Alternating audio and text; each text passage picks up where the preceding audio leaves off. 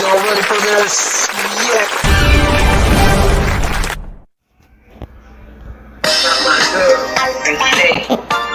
This is the Lisa Baxter Show, giving you the 411 in the kidney one. My girl, and say, this is.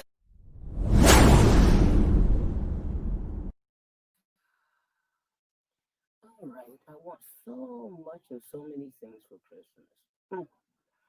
But I know what I really want, but they got so many bags, so many gifts, and so much stuff, and all kind of wrapping papers and stuff. But I mean, I love the season. I love getting with family. I love all of this stuff. But what I really want is a kidney.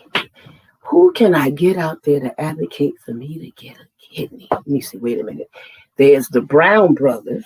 They always doing something. And that Jonathan fella, he always trying to, hope with John and Jonathan and stuff like that. So maybe he could help me, or Mr. Bressler could help me. I just don't know. That maybe Miss Donna can help me. Wait a minute. That whisperer, that great woman, that hard-working lady. The lady that's a social worker or a kidney advocate, she's everything. Oh, goodness, she everything. Liza, Leaky, Lolo, Lincoln. No. It's Lisa. That's right, because this is the Lisa Baxter Show, giving you the 411 in the kidney world. Hey y'all, happy Sunday. How you doing? Nice to see you. All right, I might not mind being you. I thank God for my own life, and I thank him for yours too. So I wanted to say thank you guys. I wanted to say a few little things before I introduce my great, wonderful guest. Yes, what? All right. I want y'all to keep up with the arts and crafts. Arts and crafts is so therapeutic. The crocheting, the knitting, and what have you. Do what you can do, your little loops and stuff like that. Yes. All right. And then you got your hook rug latch hook stuff, which I'm always telling you guys about. Remember the needle of that and everything? And remember the little thing you have to do so it looks like a little rug. Yes. You got to know that as well. And they got little pictures and stuff, about it and everything. Oh, man, you can't go wrong with arts and crafts. It brings you closer to your kids, your family, your relatives. It gives you something to do. If you didn't have enough money, you can use that as a gift. People will appreciate your hard labor and work for what you have done and did. And if you doesn't like crocheting or knitting, maybe you like wood projects. As you can see, I do all kind of wood projects. Big clothespins, small clothespins, medium clothespins, regular size clothespins. All right? So that's with the arts and crafts and stuff like that. But I want you to show you some of the nice stuff. Woo! From AAKP. Woo! Isn't that nice? They gave me some bags, and I just want you to show you the different bags. If you join AKAP or what is it? ESRD or any of those things, you get a lot of good information through the mail and the email as well, and good gifts and presents, and you can take part. I'm doing the walk, the annual walk for AAKP, and I do all the walks and stuff for the National Kidney Foundation and for Polycystic Kidney Disease Foundation and for Get Your Rear End Gear. That's right. That's right. So get involved and do your thing. That's right. For you, yourself, and your family. You never know. Well, let's get this show and this party on the road. All right. Again, I apologize for the guests I've had that was supposed to come that couldn't come. And he couldn't do it after all. So the one for next week is this week. And so next week I got Mr. Bressler. Ken Bressler is going to be next week. All right. There's some warriors that will step up for the cause. Well, let me introduce my guest. How about that? Sweet. She's a sweetheart.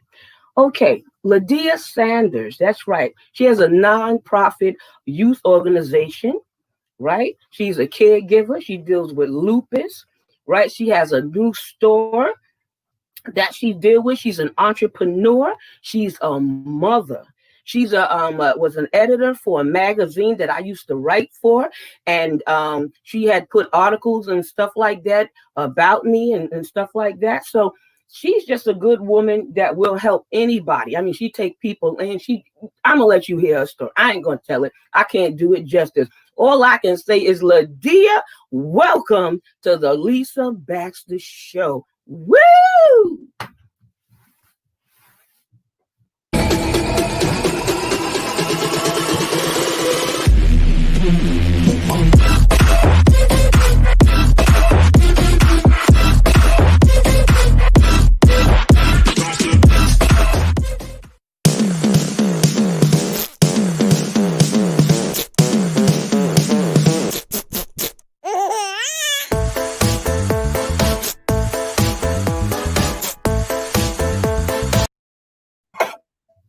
Hey, Lisa. Ladia, welcome.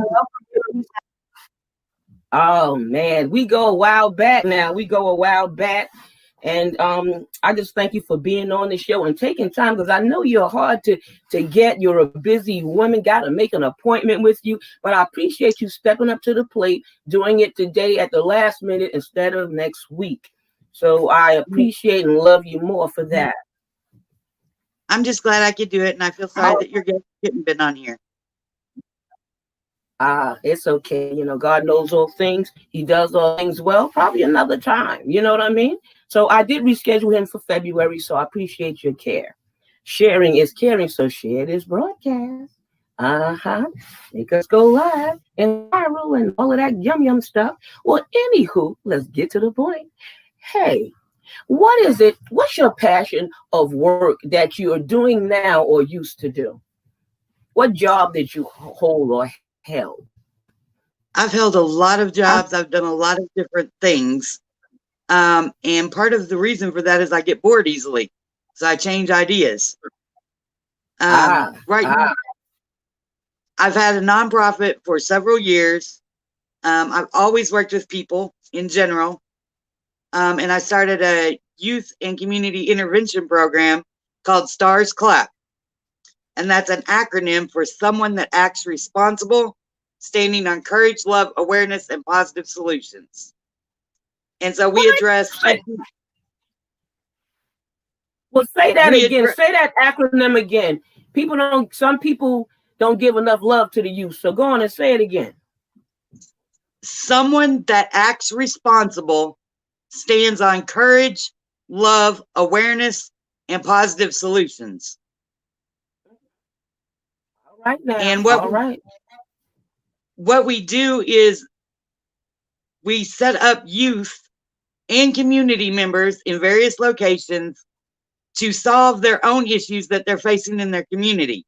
We teach them how to do grassroots, as low as you can go, no income, no budget whatsoever, and solve some of the issues that they're facing in their own communities. And we teach the kids to be the leaders, because we spend too much time telling kids to sit down, be quiet, listen to what someone says, and forget that even though they're 21% of the population now, they're 100% of our future. Wow. Woo! I love that. That's heavy and deep and just so true. Wow. Is there a website or any number for that? Maybe there's a youth that need to know something about it or interested, or a family member or parent might want to, chime in.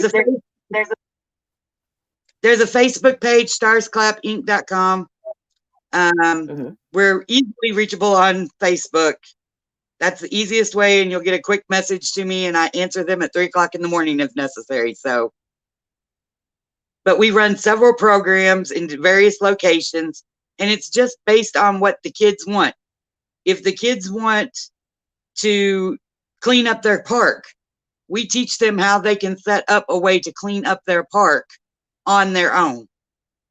They don't need the city approval or someone to help them. They can do it on their own. I'm getting a sign that say turn off my green screen, and I'm not sure how to turn it off. I wish I would have. Oh God, I wish somebody would tell me this before the show started. But such as life. Hopefully, if I come off, I can come back. But I didn't want to do anything too bad like that because I don't exactly know. That might cut the whole thing off. But I like what you're doing. I mean, do I look fuzzy to you or anything like that? Maybe I'm showing out there. No, you look fine on my side. Okay, because I see a little thing, and I was thinking about that when the show started, but it already started. But anyway, let's go on. Listen, listen. You started that. Tell us a little about your magazine. We are on hiatus for this year pretty much. But the Mm-hmm. magazine is also done by the youth. We do a monthly magazine called Stars Clap Inc. We have kids lay it out, write it, edit it. I don't care if they're 6 or they're 16. We can have some adult assist them, or I will assist them. So they learn software, they learn job skills, they learn how to write more than high school, more than grade school, because they're writing for a public. It's all positive and it's all free. And at the probably about May of this year, we're going to switch it completely online. We were doing it in print, but we're going to switch it all online. So you're telling me that you are using the youth to learn because they are the future and they need something to do. What made you come up with this idea to get them so involved like this? Because I think kids have a voice. They have just as much right to speak as we as adults do. They just don't have the same experience. Adults are only kids that have made more mistakes and lived longer. And so I like that. they have a voice, and they're experiencing things that we didn't experience at that age group, that they're having to deal with, that we didn't have to deal with. And who better to champion their cause than them themselves?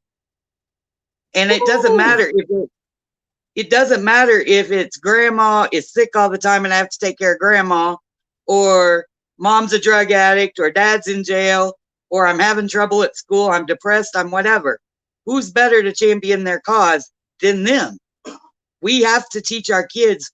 We worry a whole lot about teaching them math, science, English, but we don't teach them how to stand up for themselves in appropriate ways, or how to take step by step the teeny tiny skills it takes to develop into something else. When the wind blows in your face, you got to turn directions.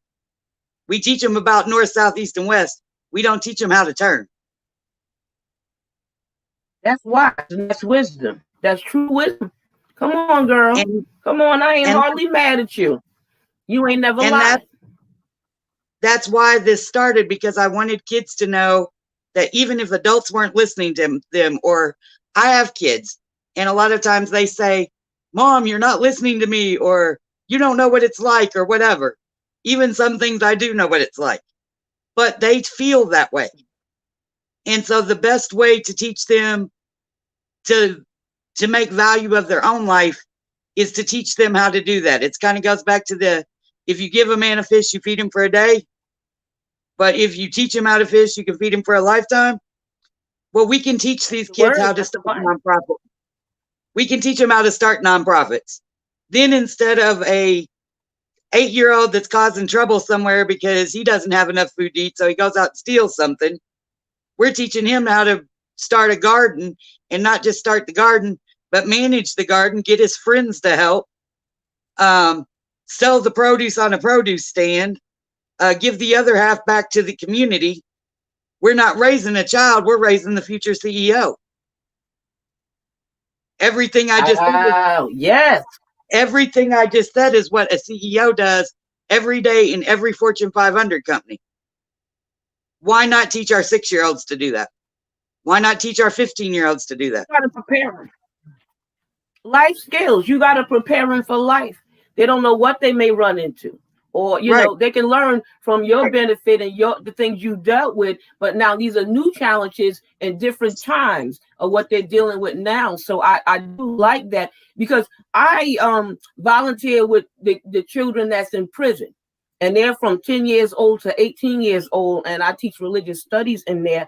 And we dealt with ACS for a lot of years when the children ran away, taken from their parents. And I love the idea or the concept that you're doing it this way, where you're teaching them something and they're getting something out of it. They're seeing the benefit of learning this thing, not just doing it, because some things you just do. But if you get the benefit of learning it, you know what I mean? And like what's being taught, a lot of times if you own the thing, you'll do better with it. That's why even as a social worker with my own clients, I just don't say go get a job and go get this. That's the old concept. The new concept, if me and you sit down and map out a plan of something that you want to do, you'll reach the goal better. And telling you what your goal is, and forcing you to do it or mandating you to do it. So I ain't mad at you. I'm loving that. I'm loving that, honey. I'm loving that all the way. And we take their skills, whatever they may be. If I've got a kid, and it's sometimes people don't like the way I refer to kids because I'm very realistic. If I've got a street hustling kid that's been living out in the street, that hustles for their way of life, their way of living, everything about them is a street hustling kid, why not embrace the fact that that's the skills they know, and just teach them that they can do those same skills, the same thing they're comfortable with, but sell lemonade instead of drugs, sell the newest beauty product instead of weed. Like, why not teach them it's the same skill? Because a lot of them don't realize that. A lot of them think that whatever they're doing is the path they need to be on. They don't know that they can change it in those same skills that they have. If they talk real good and they can hustle real good, they can be a great salesman and make millions of dollars in the marketing industry. They don't know that it's the same skill. They just got to change focus, change perspective. Yes. If you can change a perspective, you can change a mind. If you can change a mind, you can change the world. Wow. That's so true. I was telling somebody something like that before, because the drug dealing thing that you're doing, you're putting a product out there. You're selling a product. I'm not saying it's a good product. I'm just putting it out there. I'm showing you the skill from that you could take something away from that. Because that was their hustle, that was their way of life, and now you're trying to change it. Now you got to show them how they can bring it someplace else. You know what I mean? They had to count money. You know what I'm saying? Our money up. No locations. That strategic location where everybody stood, and where you're going to collect the money, or where the product is being sold. What location is better and good, and because you might change the location because it wasn't working over there. So yes, that is a skill. You counting money, learning about money, learning about planning and changing stuff. I love it. I love it, and the youth need that. They don't necessarily need to be thrown away. They need to be cared about and loved. I know some of them are tough. Some of them are hard to deal with. I mean, I've dealt with all kind of children, runaways, abused children, smart children that didn't want to go to school. But I like that you're turning their lives around. Now, you've done this, but you've also took children off the street and took them into your home. Tell us a little bit about that. There's lots of kids that frequent my house. There's been kids in the past that have come and lived at my house because they just don't have anywhere to go, or things aren't so good. And so they come and stay at my house, pretty much no questions asked other than, are you okay? And we provide for them just like we provide for our kids. If my kids are eating, 6 other kids are eating. If my kids have clothes, 6 other kids have clothes. Wow. Whatever's needed and whatever's required, that's what we do. And then when they don't need it anymore, or they don't think they need it anymore, or they just don't need me anymore, even the best of situations. They don't fit your plan. They don't fit where you're going. So you outgrow that. and you just send them on their way with the best advice you can and say, okay, there was no judgment. There was no, go live your life. And I hope you took something away from me because I earned something from you. And I'm also a believer, good, bad, or indifferent. We don't have to gain something positive necessarily from an interaction with another person. Sometimes we just need the lesson. So no matter whether it's good, bad, or indifferent, you're getting something.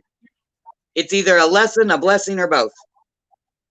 And I get just as much from anything I like that that. helps. A lesson, a blessing, or both.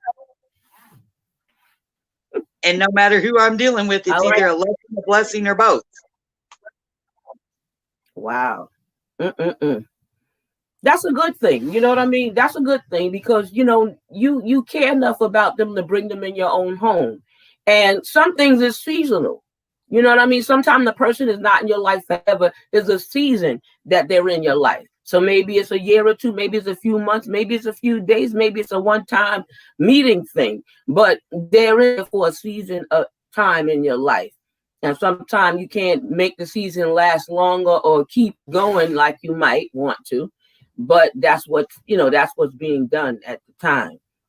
So that is wonderful. You are also we look for blessings. Like, I think a lot of people look for the blessings, like I'm doing this and a blessing will come back to me. Sometimes the blessings aren't for us.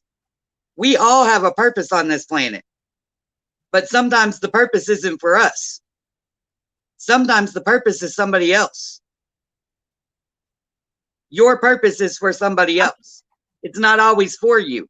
So when people, even the kids, like, I don't feel a purpose, I don't know what my purpose is, baby, sometimes it ain't for you to know. It's not your blessing, it's somebody else's. And you got to wait to carry it over, or the one who have. Wow. Oh yeah. When I used to go into the hospital, nothing really was deeply wrong with me, and they would keep me. I said, "Oh Lord, who you want me to pray for, minister to, or something?" You have me in the hospital for some reason, and I might have needed some rest, but a lot of times I was in there to help somebody else while I was in there. You know what I mean? Right. So that can happen too. You are also a caregiver. Tell us a little bit about that. I've been a caregiver 3 times, and there have been caregivers on the show, and there may be somebody looking in that maybe want to take a child in, or maybe a caregiver. I have a lot of transplant kidney patients out there, and there's kind of people out there. So tell us a little bit about being a caregiver. It's a challenge, but at the end of the day, whatever situation, whether it's kids, elderly people, whoever you're caring for, someone that's sick, at the end of the day, through all the frustrations, you just got to remember that it could be you, and it will be at some point. And whoever's taking care of you is going to face the same frustrations, maybe different ones, but just because it's different, it's just as important to them as your frustration is to you. Like, you may look at my frustrations and say, oh, those are minor. I may look at your frustrations and say, oh, those are major. I don't see how she does it. But they're just as minor or major to you because they're your frustrations. So when you're a caregiver, you just got to try to keep it in your head that someday somebody's going to have to take care of you. Whether we like it or we don't. And we just have to deal with it because it's just part of the life cycle. We were not put in this planet, whether you believe the theory of evolution, whether you believe God, I'm not saying anybody's religious beliefs, but in either situation, we were not brought on this planet individually. If you believe biblically, there was Adam and Eve, there was a helpmate, there was another person. It was by design. If you go the theory of evolution and we came from other animals, there wasn't just one animal and one person created. There was multiple animals, multiple people. We were designed to be in things together. We weren't designed to go through life alone. That's why our personalities, we can be opposites attract. You need that other half to make you up. It's not that you're not good enough on your own. It's just that we need that other influence because we were designed from design, we were created to be together. Well, what's the hardest thing about being a caregiver, and what's the easiest if there's an easiest thing? The hardest thing is knowing that you're the last on the list, because unfortunately that's the way it gets very often. A friend of mine told me something today that I had never heard, but he said joy, and he said Jesus, others, and then you. That's what will bring you joy. So being that you on the end is kind of the hardest thing, because you feel like there's never enough time for you, or you feel like you need more time to do this, that, the other. And especially if you're very busy like you are, like many women are these days, even men. They're working jobs, they've got other businesses, they're trying to get through COVID, they're trying to get their kids to school. You just don't feel like you have enough time. The easiest thing is just knowing that you're there loving somebody. You're giving them something that they wouldn't have. They would not have it if you weren't the one. That's why you're the caregiver, because nobody else stepped up to that plate, or couldn't, or didn't have the abilities, or whatever. So you are providing something that they wouldn't have without you. And so that's the easiest thing, just being that person. That's true. I had family say, I can't do it. You please do it. I can't do it, or I don't want to see him that way. Like I wanted to see the person that way. Like but you do what you have to. But a lot of times you need a break and you don't hardly get it. Sometimes you need a moment, you don't hardly get it. And sometimes you need a lot of things. But just so you can function, not only mentally for yourself, but even for the person that you're taking care of. You want to do a good job with it, but if you beat down and wore out, it's hard. You need somebody, a backup, a plan, or something. That's always good to have in a family. If you can dish it out or find it. Because sometimes people say, oh, yeah, I got you, but they never show up, they don't come, or they change their mind. Girl, I wanted to. Girl, I'm busy. Girl, you're doing such a good job. You don't need me. You strong, girl. Right. Thank you for the accolades, but come on, jump on up in here. Get on all the way up in here. So I ain't mad at you. And sometimes you feel like that. Like, what do you mean you can't see them? Like you said, I can't see them like that. But you also got to know people are designed different. What you can handle, the next person can't. And they may literally not be able to do that. And you can. Well, I go as far as and cry. I would cry, and I wouldn't do that in front of my parents or my husband. And I come out like a red sunshine. Hey, honey, and my booby, and all of this kind of stuff. But they didn't know what I was doing when I was in that bathroom. It didn't mean I was strong enough, but I'm the only one to do it. So I have to act the part. Even if I couldn't do it, I got to act the part because there's nobody else. So I ain't mad at you. You stepped up to the plate. Act the part made you stronger. I ain't mad at you for that either. But I hope it doesn't give anybody an excuse not to jump in or run in, because you're stronger than you think. At least try or make an attempt. Let me see you. If you can't do it, then I can understand it. But I'm no judge on it or anything like that. But I wouldn't want anybody to go through this by themselves, and I wouldn't want them to get somebody that's going to be so frustrated and want to beat them up and all of that. Because you get elder abuse and people with disabilities abuse and stuff like that out there. I've done many skits and talks about that and put numbers out there on and about that too. Somebody just taking a person's check, and stuff like that. Not only treating them nice in public and not in private. So people go through so many things. That's why I do all types of shows with resources and different stuff. I don't know if you know anything about dialysis or transplants or anything like that. If you do, feel free to say. And we're going to talk about your business because you have a new store and we want to say something on that. Yeah, I recently started a store. It was in the works for a long time. And it's a men's and women's clothing store and accessories. It's called 2020 Vision Customs.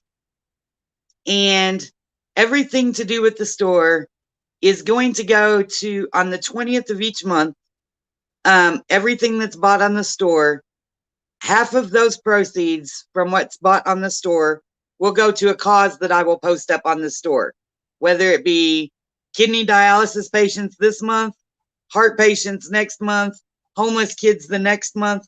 But it's just a way to give back something. I think that since we've all been in COVID and been under all the stress and all the different things going on with COVID at home, all of this, if you haven't learned something during this process or you haven't created something, you're not doing anything. And that's not to put stress on people or say they're not doing anything, but we've had ample, I mean, I hear I'm bored all the time, whether it's my kids, community members, whatever.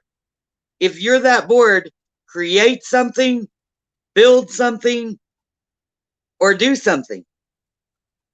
And so this was my opportunity to start the store. When I originally went to college, way back when, I wanted to be a designer. And it just didn't play out. I originally started, I wanted to be a stage designer, like designing stages for Broadway plays and movies. Ooh, it didn't love play it. out. I couldn't afford the school, but I could get a scholarship for other things. So I did the scholarship. I went to other things, but I always wanted to be a designer. I would mess around with clothes, arts and crafts, like you said, just various things. So this COVID time was a time for me to sit down with businesses and try to talk deals like, look, I think I can make you some money and me some money. Because I don't do stuff with a lot of money. Pretty much any money I have, and anyone that knows me can tell you, it goes somewhere else to somebody else. And I'm not talking bills, like I spend it back into other things and other people. So I do things just grassroots. So I'm talking to manufacturers saying, look, if I can sell this many of them, you get this much money, I get that much money. Let's work together. And I work it together like that. So my time through COVID was spent doing the designs and everything. Even my close friends were like, girl, when did you start this? They had no clue it was going on until the store was up and running, which was right before Thanksgiving. Oh, you just started. Recycle your money, recycle your time. And look what's been birthed out of that. Look at the idea you came out with. Right. Wow. And wow. My children, what do you sell? We sell clothing, all kinds of clothing. Women's and men's clothing at the current time, and accessories. We sell shoes, purses, handbags, all that stuff. And after the first of the year, because I'm still developing with contracts, so after the first of the year and I get more manufacturers online, I've got other things, like I got a children's clothing line coming out for small kids. We've got some other things in the works once I get the manufacturers done. But it's up and running. Everything's going well. We're actually selling things. And I want it to be a sentiment, like for my kids, I want it to be an example. For anybody, I want it to be an example. I stay at home. I'm a caregiver. I work from home. I run a nonprofit. I wrote 5 children's books that are published. And everything basically from at home in my kitchen. I don't have thousands of dollars. You know, I've got a health illness that's eventually terminal. Lupus is eventually terminal. So, I mean, no matter what you're going through, you can do and follow and do what you want to do. You just may have to do it a different way. Lydia, you said lupus, right? Yes. So you deal with lupus. How long? Go ahead. I got diagnosed with lupus in 2000. And they told me at the time I would have 6 months to live because my lupus cells were quadrupling daily. We're 20 years later, I'm still here. Wow. Well, I'm glad you didn't go on dialysis because it can cause kidney failure. Right. And I've got really close to that at times. I've had a couple of instances of getting very close to dialysis. Wow. Well, what helped you not to get on? So maybe somebody out there that have lupus need to hear that. Honestly, I went I didn't go physically overseas, but I did research online. And there was a all natural supplement called I call it Kidney Doctor, but it was Kidney DR. And it was supposed to help flush your kidneys, help work your kidney function, and improve your kidney function. And when I'm looking at, I'm going to have dialysis, what do you really got to lose at that point? So I called and I got the stuff. And it wasn't super costly. I mean, it wasn't cheap, but it wasn't super costly. Nothing like medical cards and stuff wouldn't pay for it because it was a supplement. I was at about 15% kidney function on one kidney. And in a month of using this stuff twice daily, I was up to 35% in that same kidney. I used it for the other month and I went up almost to 90. I also treat my lupus all naturally with no pharmaceutical medicine at all. It's all natural supplement type medication. And I've been like many years. Wow. Again, I heard people become vegetarian. I heard people do all kind of things. I mean, they said they prayed and it was gone. I've heard people say they had an operation. I mean, not with lupus, but you know, different things, different illnesses.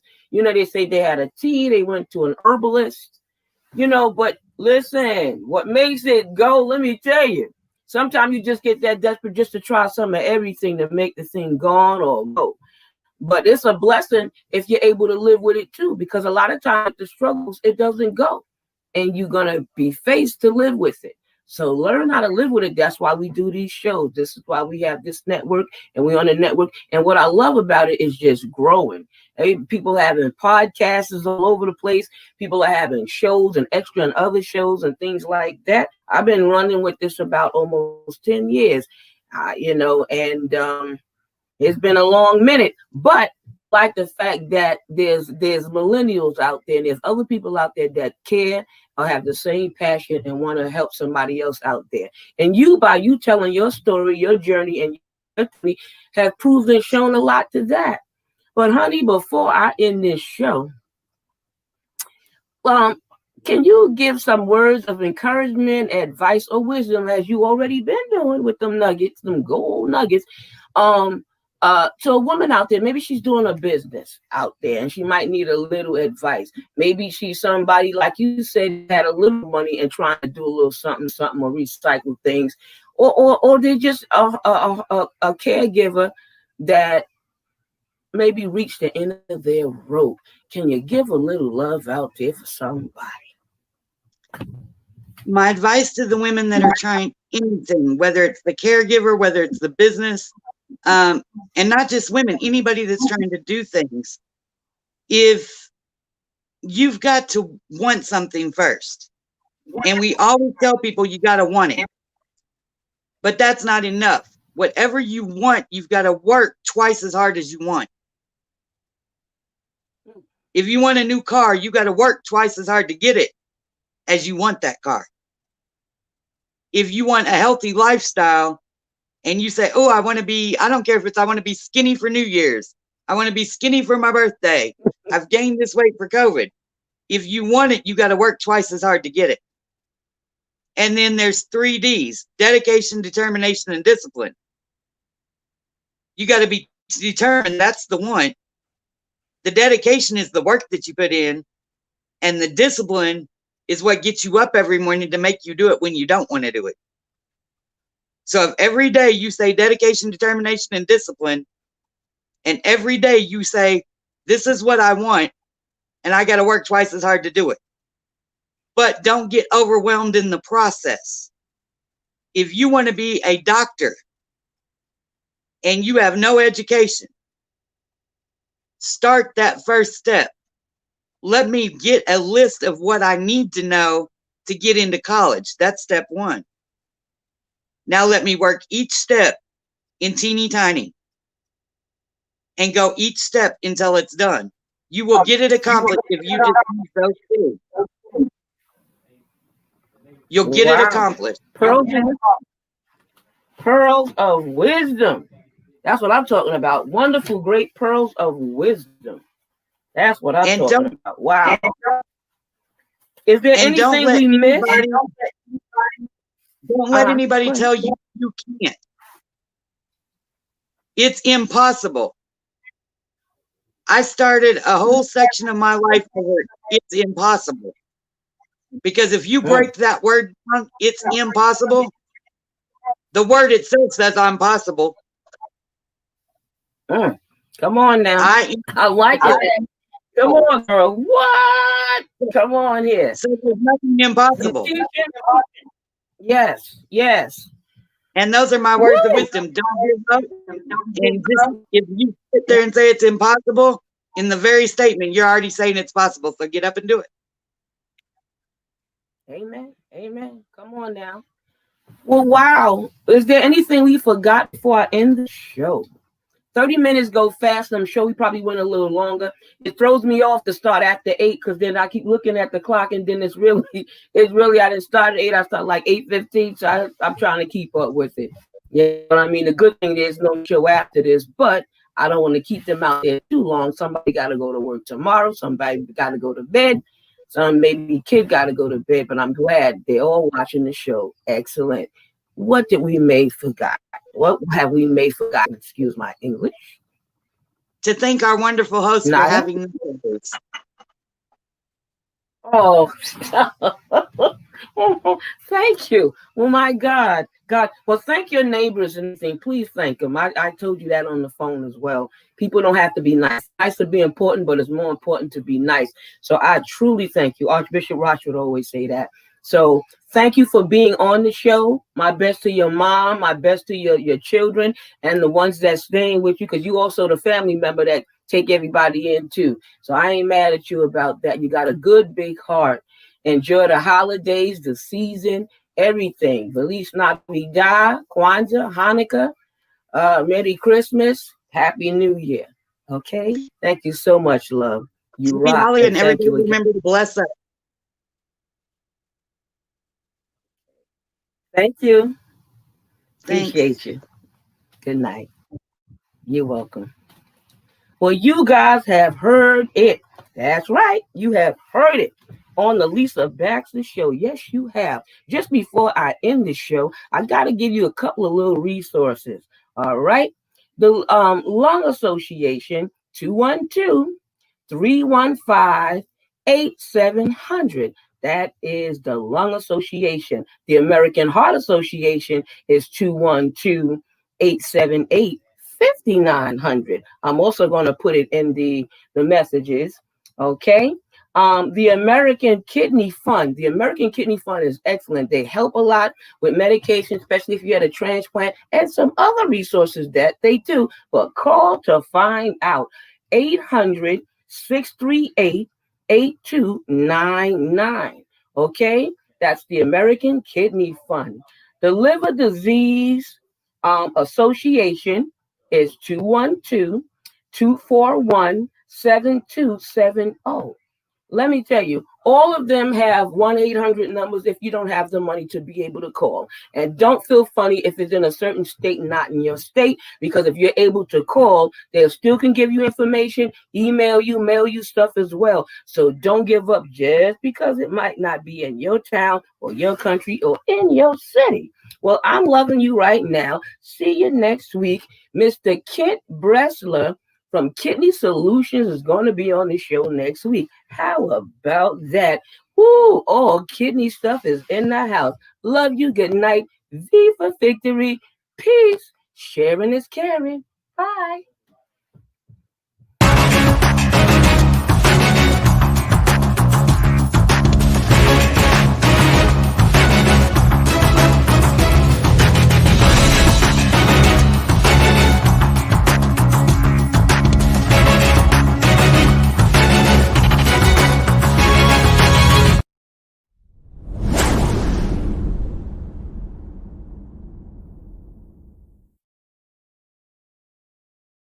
Y'all ready for this? Yeah.